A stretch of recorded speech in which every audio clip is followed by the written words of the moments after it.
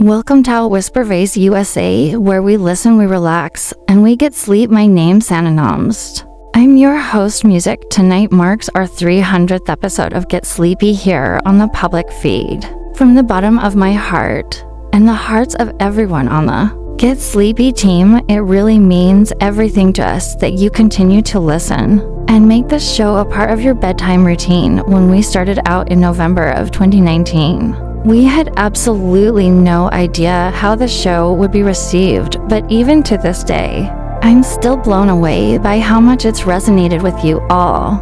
And I personally feel so blessed to be a part of it, so thank you to each and every one of you out there. And we've got a great story to celebrate tonight too. We're heading to the stunning Mediterranean island of Santorini, where a girl named Olive goes in search of an elusive bookshop. This was a listener request that we actually received via our Get Sleepy TikTok account. We're grateful for every which way you choose to reach out to us, so remember, you can find us on all your favorite social platforms by searching Get Sleepy Pod, all as one word, relaxation. Okay friends, before I start our story, let's settle in and take a moment to unwind, just as we have for all 300 episodes so far, and will continue to do so. Music, I know that the majority of you really appreciate having a bit of time to transition into a more relaxed state of body and mind when you come here to listen at night, so let's enjoy that opportunity once again. And now, music, begin by easing your breathing into a slower, deeper pattern music, feeling the calming sensation that comes with the release of the out breath. And while you focus on your breathing, I want you to know just how grateful I am for your company here tonight. However you feel right now, good or bad, settled or restless,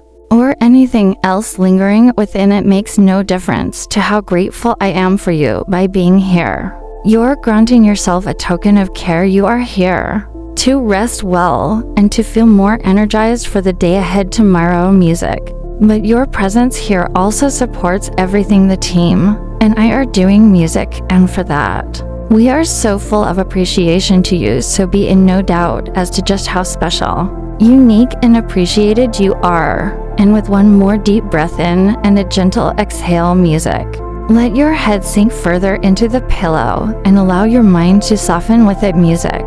Now let your imagination carry you through our story. Bring to mind the supremely relaxing image of the clear turquoise waters of the Mediterranean Sea. Let the sound of the waves and the warmth of the sun calm your whole being, music. This is where our story begins. Story: Olive stood at the waterfront gazing up at the dazzling white expanse of Santorini perched atop the hill in front of her. It was a bright blue day without a single cloud in sight. Sunlight glinted off the buildings. Turning around, Olive watched tiny waves lap against the side of an enormous cruise ship. All around the ocean sparkled like diamonds on a bed of turquoise. This was the kind of day that Olive loved best. Perfect skies, a light breeze, and time to do whatever she wanted today. She planned to explore every nook and cranny of a very special place she discovered last week, music. When she first came across it, she was playing with a paper airplane. A gust of wind carried it out of her hands around a corner and into an alcove on a street she'd never seen before. Music, a little way on, she spotted a hand-painted sign hanging from an iron rod. Protruding from the wall, it read, "The Hole in the Wall Bookshop." Olive thought she'd found every secret place in this town. She climbed every cobbled road, scurried up every hillside, and peeked under every wooden dock down by the water. But somehow this narrow, winding alley and its tucked-away shop had eluded her. When Olive woke up this morning, she knew today was the day she didn't have to be back until dark, so she'd have hours and hours to follow the twisting, turning little street wherever it led. Inspect the shop if she could find it, music. Olive liked to see the big ships come into Santorini in the morning. Should get dressed and make her way to the Caravallada stairs, along wide steps that zigzagged down from the cliffs to the old port below. At the bottom, she'd find a place to sit and watch all of the people coming into town. She especially liked the ladies wearing the wide-brimmed hats. Some of the hats had ribbons whose ends fluttered about the women's faces. With every gust of wind, strong breezes were common here on the island.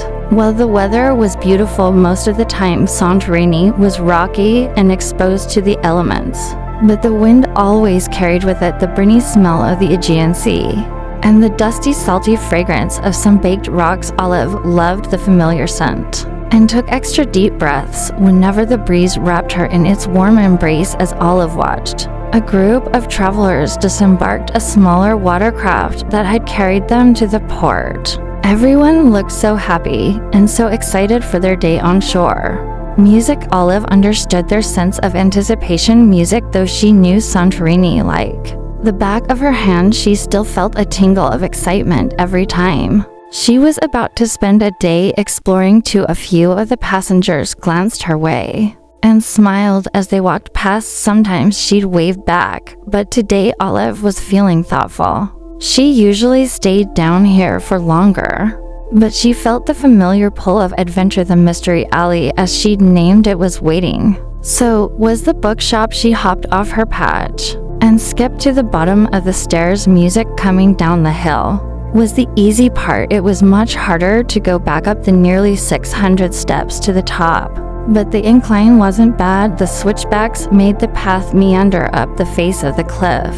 It would be impossible to climb if you had to go straight up. It was moments like this that made Olive wish she had a pair of wings so she could fly back up to town. But she supposed her own 2 feet would have to be good enough. Today the stairs were so long that it took Olive at least 2 of her own natural strides to get from one to the next. When she was feeling feisty, she pretended to be a tiger, taking extra long steps and curling her fingers into claws if no one else was around. She'd even bare her teeth and let out her long, low growl. This was always followed by giggling, especially when someone walking up or down the path happened to catch her eye while she was doing it. But today Olive was determined to get to the top as efficiently as possible.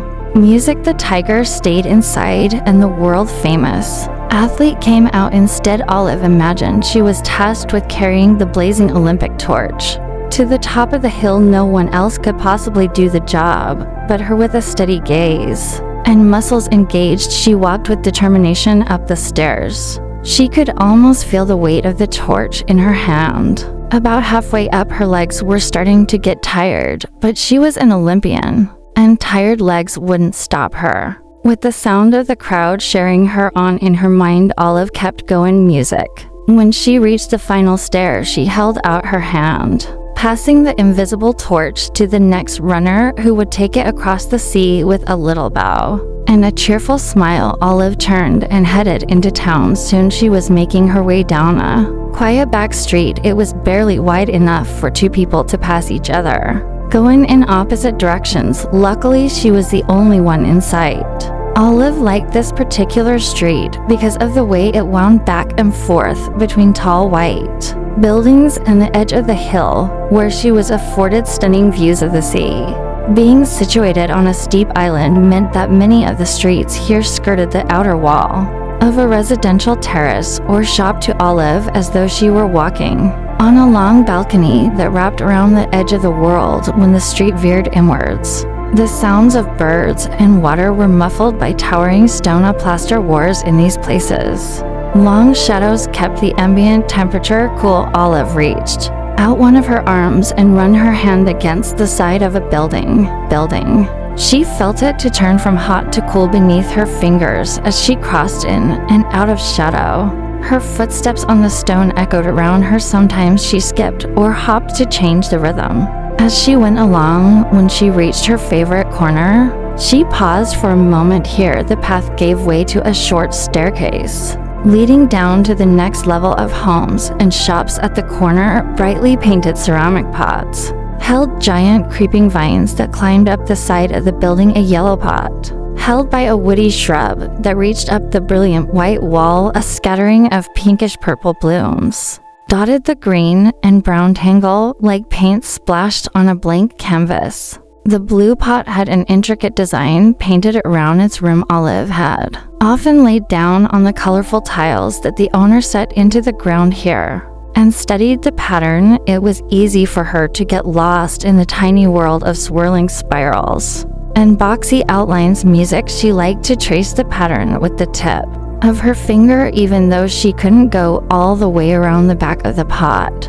Rested against the chalk white wall, whoever lived here had also painted the doorway to their house a bright blue. It perfectly matched both the sky and the expanse of ocean in the distance. With her back to the potted plants, Olive looked out over the sea.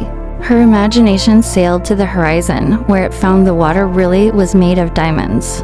With every lapping wave came the tinkling sound of crystal as precious gemstones tapped to the hull of her imaginary boat. She imagined dipping a wooden oar into the crystalline depths and pulling it through glittering mounds that twinkled like sunlit stars.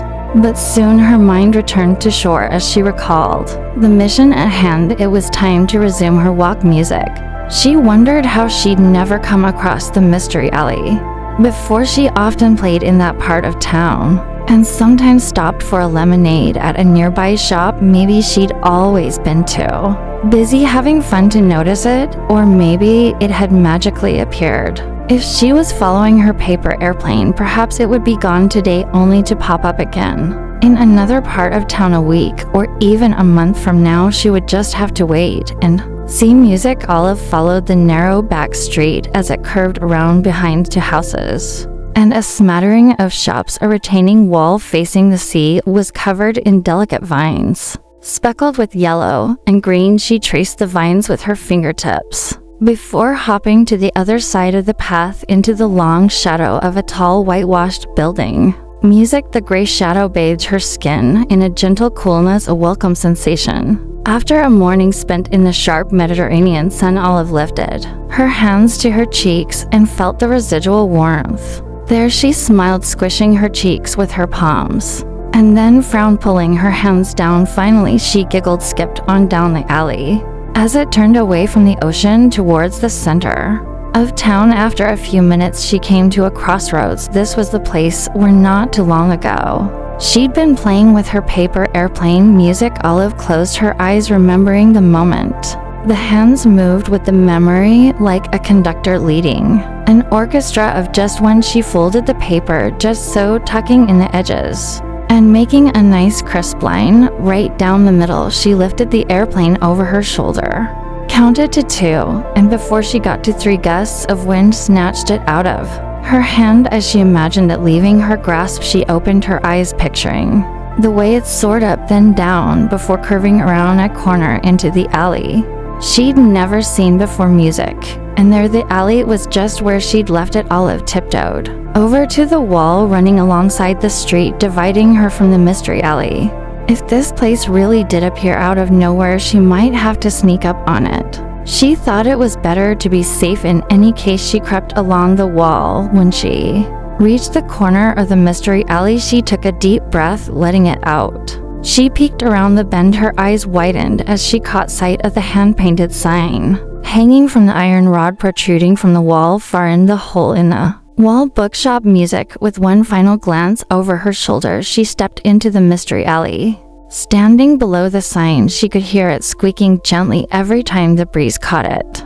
Far in, the sign seemed quite a bit higher up than it had from a distance, but it was what she found beneath it that captured her imagination. Music seemed to be a natural depression in the face of the war. Was a round door on either side were old-fashioned windows with thick panes etched in blue. What a strange door, Olive thought to herself. She'd never seen one quite like it before. It was painted a bright white color, blended imperfectly with the wall that surrounded it. It would be easy to pass by without ever noticing it. You are looking for an entrance, Mike. Olive was. She pressed her face against the window, cupping her hands around her eyes. The view was somewhat distorted by the wavy glass, but she could still make out hundreds and hundreds of books inside. She stepped back and considered what to do. Looking up, she saw that the sun was still high in the sky. She had plenty of time before she needed to be on her way home. Olive made up her mind, and placing a hand on the brass doorknob, she pushed open the round door. Music. Inside the bookshop, a world around Olive was transformed. She was met by the familiar scent of old books, worn pages, and smudged ink. The air was still yet brimming with possibility at all the worlds to be explored within the books that lined the walls. Even the quality of the light was different outside. It was a bright and sunny island day. But here antique lamps covered in thick decorative glass glowed in shades of rich amber, and silky honey pools of light spilled onto the deep red and forest green carpet and over the warm mahogany tables covered in stacks of books. Near where she'd come in was a small counter with an old cash register, and even more topsy-turvy piles of books. Olive didn't see anyone else in the shop, not even the owner, but since it was the middle of the day and the shop was open, she thought it would be fine to have a look around. She shuffled her feet across the carpet, enjoying the way it tugged at the bottoms of her shoes, unlike the smooth stone that covered much of Santorini. Far and at the other side of the shop, she found a section full of mystery novels. Olive ran her fingers up and down the spines, feeling how some were long and others were short. Some had creases from being wrecked countless times, while others had never been opened. Every book told not only the story in its pages, but its own story too. How many people had owned it, read it, marked it up, or given it as a gift to someone else? She played with the titles as they passed through her mind, putting them together and taking them apart. The curious case of the cat and the doorbell, the drop of the pin, a new man in town. They soon became cat cases. The doorbell, a man in Olive's imagination as she moved from shelf to shelf. Soon she came to a section with books about dinosaurs. These had the best covers. She thought many of the books were tall and thin with full-color illustrations of life in the Jurassic period. She flipped through one and then another, reading all about fins and wings and claws, and the world before it had buildings and restaurants, or even airplanes. Slowly and methodically, Olive made her way around the whole shop. She peered into every cabinet, unchecked every nook and cranny. She found the corner with the beanbag chairs and the one with the blankets and floor pillows. There was a nice little alcove near the cookbook section that even had a hammock suspended between two heavy bookshelves. Olive climbed and wrapped herself in the fuzzy blanket she found along with a book on Santorini's history. She flicked through the pages, reading all about how the island came to be and what made it so special today. There was something magical in reading about the town outside from the cozy comfort of this bookshop, which felt like another world. Olive yawned as she considered just how sleepy this peaceful place was, making her. The pools of amber and honey-colored light smell of old familiar books. Even the stillness of the air made her ready for a nap. She closed her eyes, and before she knew it, she had dozed off. Oliver woke some time later, still holding the history book all wrapped up in the comfy blanket. Foreign, she wasn't sure how long she'd slept, but knew it was probably nearly sunset. It was time for her to be on her way home. Music. She crawled out of the hammock and shuffled sleepily over to the history section where she found the book on Santorini. Just as she was about to put it back on the shelf, she heard a kind voice behind her. "Why don't you take the book with you if you aren't finished reading it yet?" Music. Olive turned and saw an older man wearing half-moon glasses peering down at her. She explained that she didn't have any money to buy it, but he only smiled. "Why, it's my gift to you as a first-time visitor," he said, "and you're welcome back to read any time you'd like." Olive grinned and thanked the owner, holding her new book proudly in her arms. Walking towards the front door, she looked back at the hole-in-the-wall bookshop, to his quaint and cozy, like the smell of her mother's cookies, or the pavement after a rain shower. Soft glow of the lights gave the shop a magical touch. Music. In that moment, Olive knew she'd return to the shop someday soon to see what awaited her between the pages of the next book.